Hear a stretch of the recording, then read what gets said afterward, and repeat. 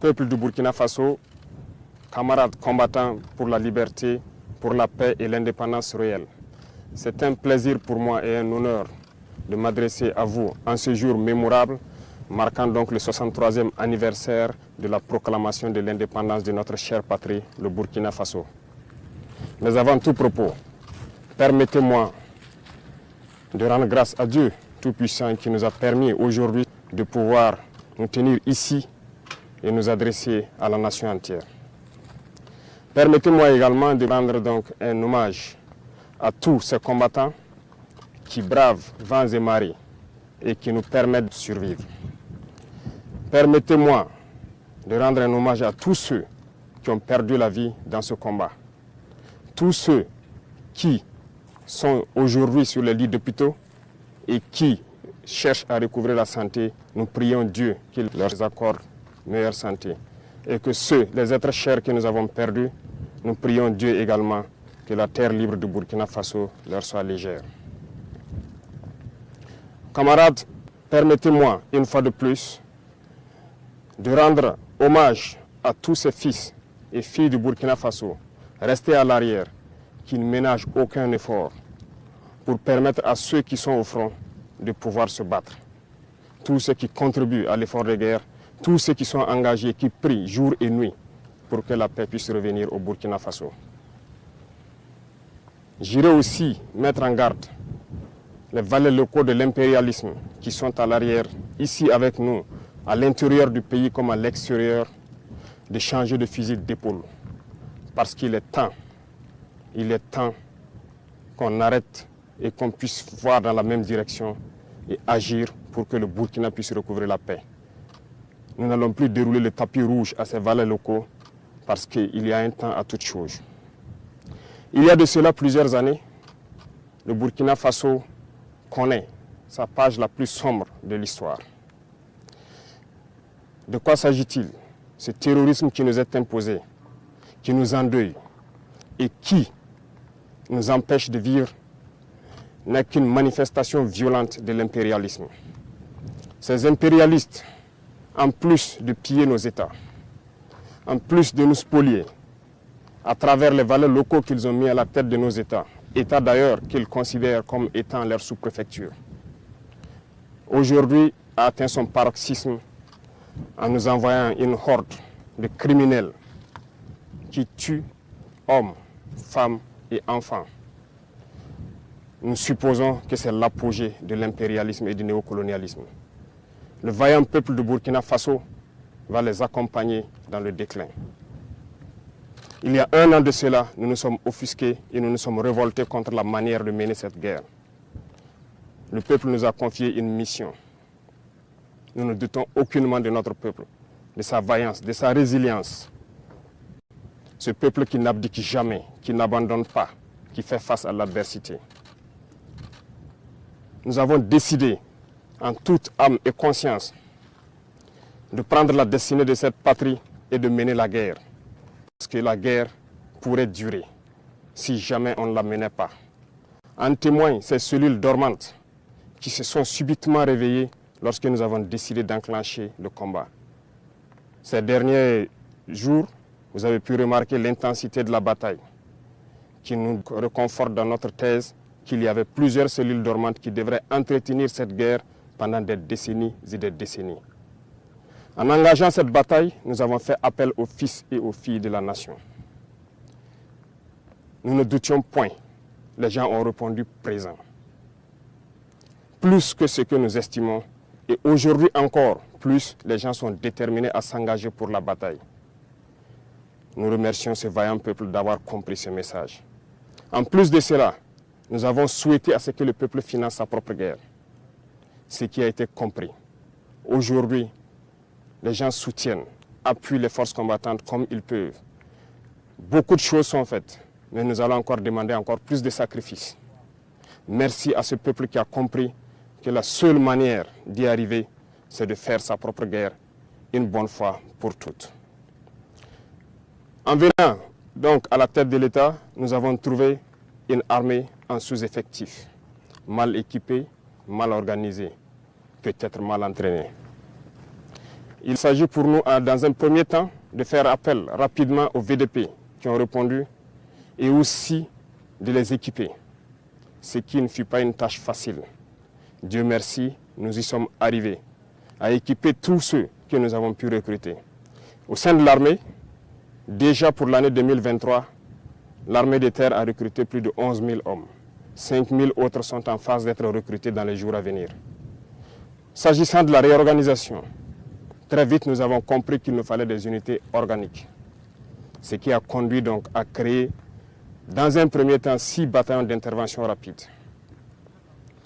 Et ensuite, 6 autres bataillons d'intervention rapide ont rejoint les différents groupements de forces. Aujourd'hui, 7 bataillons d'intervention rapide sont prêts. Certains ont commencé leur déploiement et d'autres vont se poursuivre dans les 2-3 semaines à venir. 5 autres bataillons sont en constitution et en formation pour renforcer les rangs de ces bataillons d'intervention rapide. 2 bataillons d'intervention aéroportée ont été créés. Un est déployé dans la zone de Boromo, l'autre sera déployé dans les jours à venir dans la zone de Koudougou. Du côté des forces de sécurité intérieure aussi, beaucoup d'efforts ont été faits. En ce sens que, pour le cas de la police par exemple, nous avons réorganisé les forces pour les constituer en groupements d'unités d'intervention qui sont aux côtés donc des forces armées pour mener le combat. 12 GOUMI ont été créés dans ce sens et d'autres sont en phase d'être créés. Au sein de la gendarmerie, nous avons renforcé les effectifs par le recrutement d'environ 3 000 auxiliaires. Une première phase est terminée, l'autre est en formation. De même que dans les rangs des eaux et forêts, nous avons spécialisé une bonne partie pour former une unité qui pourra agir dans les forêts, qui est aujourd'hui prête. Et cette unité est en train de s'engager également. Toutes les autres forces de sécurité intérieure ont pu être dotées en équipement tels qu'ils n'en ont jamais connu de leur histoire. Mais ce n'est que le début, parce que nous continuerons à les équiper et à monter en puissance. Du côté de l'armée de l'air, il a fallu à un moment donné revoir donc notre potentiel aérien. Aujourd'hui, nous pouvons dire fièrement que le Burkina Faso est doté d'appareils de dernière génération qui nous permettent de scruter donc notre territoire à partir des cieux, ce qui nous permet d'engranger un certain nombre de résultats. Les terroristes peuvent aujourd'hui se déplacer d'un point A à un point B, peut-être mener des attaques, mais ne repartiront pas sains et saufs parce que nous les suivons, nous les traquons jusque dans leur dernière demeure. Il est encore temps pour ceux-là qui ont été trompés, qui se sont engagés dans cette bataille, de déposer les armes. Parce que viendra un moment où il ne sera plus possible de déposer les armes. Tous ces bataillons qui sont en train de se déployer, du matériel est encore en cours de route dans les 2-3 semaines à venir. Et lorsque tout cela sera réuni et que tous ces bataillons auront rejoint leur emplacement, cette phase de développement de la guerre tant attendue, les choses sérieuses pourront commencer. Je lance encore un appel à ces égarés qu'il est encore temps de déposer les armes. Parce que viendra un moment, on le répète encore, il ne sera plus possible. Le Burkina Faso a décidé de se battre et nous nous battrons jusqu'à la victoire finale. Pour l'équipement, nous avons fait beaucoup d'efforts avec donc la compréhension de ce peuple qui a accepté de se sacrifier. Aujourd'hui, les unités sont équipées et ça continue de s'accroître parce que nous voulons d'une armée professionnelle, une armée qui va défendre le Burkina Faso à l'intérieur de ses frontières, même au-delà, mais pour l'intérêt du peuple burkinabé. Les efforts continuent et nous allons continuer à renforcer les rangs pour que plus jamais ces situations sombres que nous avons connues ne puissent survenir à l'avenir avec nos enfants, nos petits-enfants. Pour accompagner tout cela, il a fallu aussi, du côté de la santé, augmenter donc la capacité de nos plateaux techniques des différents hôpitaux et de certains CMA qui appuient les forces de défense et de sécurité lorsqu'il y a des évacuations de blessés. Ça nous a permis d'acquérir un certain nombre d'appareillages et aussi l'ambition pour nous, c'est de construire des hôpitaux modernes pour permettre à nos infirmiers, à nos médecins d'exprimer tout leur potentiel. Ce processus est en cours, ce qui nous a permis de pouvoir contracter donc l'hôpital de Gawa et c'est ce modèle d'hôpital que nous voulons dans chaque région et qu'on puisse permettre à nos vaillants soignants d'exprimer tout leur potentiel, tout leur savoir. Aussi dans ce volet de santé, cette épidémie de la dengue. Épidémie de la dengue qui a fait beaucoup de victimes dans nos rangs. Beaucoup ont perdu des êtres chers. Toutes nos condoléances aux familles qui ont été touchées par cette épidémie. Mais cela nous rappelle quelque chose. Nous devons revoir notre plan de salubrité et d'assainissement. Ce qui a été lancé il y a quelques jours de cela, l'initiative présidentielle pour le développement communautaire, prendra en compte ce volet. Et j'invite donc toutes les populations à se mobiliser pour que nous puissions assainir notre milieu. Dans le domaine de l'agriculture, nous avons décidé de nous fixer une mission d'atteindre l'autosuffisance alimentaire. En 2024, c'est un défi. Pour 2023, nous avons lancé l'initiative présidentielle donc, pour l'autosuffisance alimentaire et la souveraineté alimentaire. Il s'agit pour nous d'emblaver un certain nombre de superficies, de donner des intrants à des producteurs, des semences améliorées produites donc par nos chercheurs sur place. Ce qui, aujourd'hui, on peut dire est une satisfaction parce que les résultats sont au-delà de ce que nous avions espéré. Ce qui témoigne encore que nous avons de bonnes terres, nous avons de braves hommes qui savent donc travailler la terre et nourrir les Burkinabés. Ça nous encourage à lancer un autre défi pour 2024. Des engins tels que des tracteurs ont été commandés dans le cadre de l'initiative. Les chercheurs ont été renforcés et on continue de les renforcer pour trouver les semences adéquates. Et aussi ce qui nous a conduit à ouvrir l'usine de Coupéla en août dernier pour fabriquer les intrants sur place. L'engrais est produit et pour pouvoir baisser le coût de l'engrais au profit donc de nos producteurs. Dans le même sens, il y a donc l'offensive agricole qui a été lancée par le ministère de l'Agriculture récemment et ça se poursuit dans toutes les régions du Burkina Faso. J'invite donc les populations des différents villages à s'impliquer, à aménager tout ce qui est bas-fond, toutes les terres cultivables. Et nous mettrons tout en œuvre pour les accompagner pour qu'on puisse produire au maximum dans cette saison qui arrive. La contre-saison est également lancée dans les points où il y a des eaux de surface. Et l'accompagnement est fait à travers donc des semences améliorées produites par nos chercheurs d'un certain nombre de spéculations qui ont déjà été dotées à certains producteurs.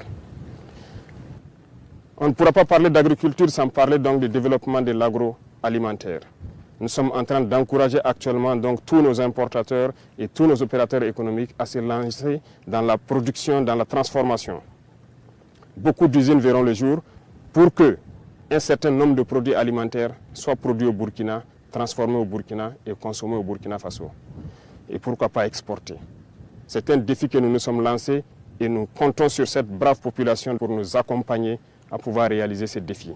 C'est en ce sens que nous pourrons donner beaucoup d'emplois donc à des jeunes qui sont formés, qui malheureusement n'arrivent pas à exprimer leur talent parce qu'il n'y a pas d'espace qui leur est offert.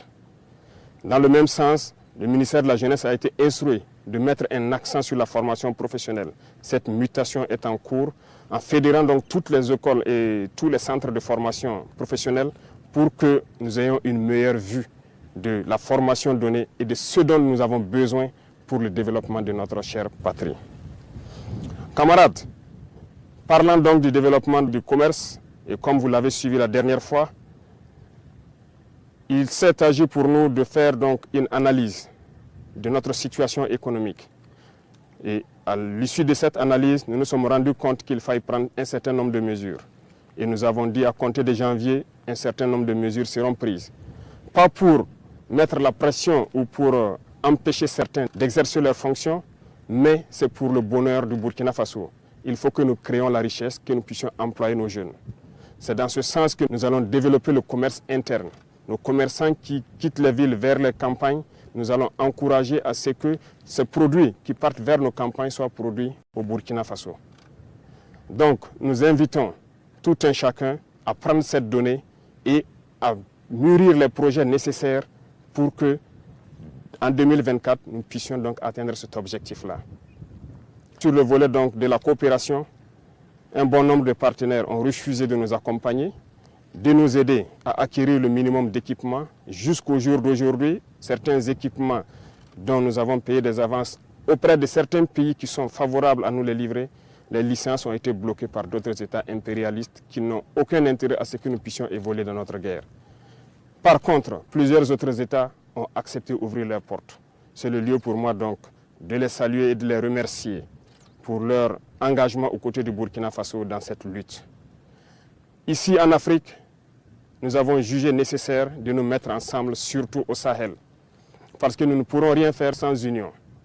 Ce qui a mené donc à la création de l'Alliance des États du Sahel, une alliance de défense a priori, mais qui évoluera vers une alliance économique et bien plus. L'AES est un espace qui est aujourd'hui victime de terrorisme barbare, violent. Mais aujourd'hui, nous avons compris et les peuples ont compris qu'il faille s'unir. Et nous invitons tous les autres Africains, tous ces peuples brimés, à pouvoir s'unir pour faire face à l'adversité. Nous défendrons l'espace de l'AES comme si nous défendons nos propres terres ici. Parce que nous avons décidé de nous unir avec nos pays frères du Mali, du Niger, pour en faire de nos espaces un seul espace. Aller et venir, commercer et défendre, ramener la paix, la prospérité, la sécurité. Parce que nos peuples ont droit au bonheur. L'Eldorado dont nos peuples rêvent, nous pouvons le créer ici. Et nous avons confiance en ce peuple. M'adressant donc aux travailleurs qui ont déjà consenti beaucoup d'efforts pour le Burkina Faso, je vais encore vous demander plus d'efforts en 2024.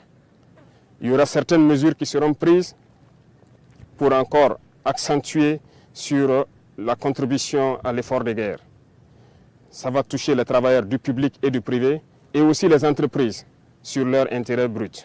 Le taux sera fixé, mais cela doit nous permettre de pouvoir augmenter premièrement la prime de nos vaillants VDP d'au moins 35% et aussi de les assurer une certaine assurance vie, de sorte que lorsqu'ils sont blessés ou lorsqu'ils tombent au champ d'honneur, que la prise en charge soit meilleure que ce que nous connaissons.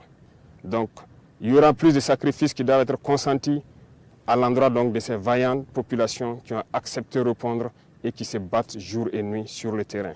C'est le lieu pour moi de leur rendre encore hommage pour leur contribution, pour leur accompagnement donc des différentes forces sur le terrain. Merci à vous. Je ne saurais terminer mon propos sans remercier toutes ces forces combattantes qui se battent sur le terrain jour et nuit pour que nous, à l'arrière, nous puissions vaquer à nos occupations.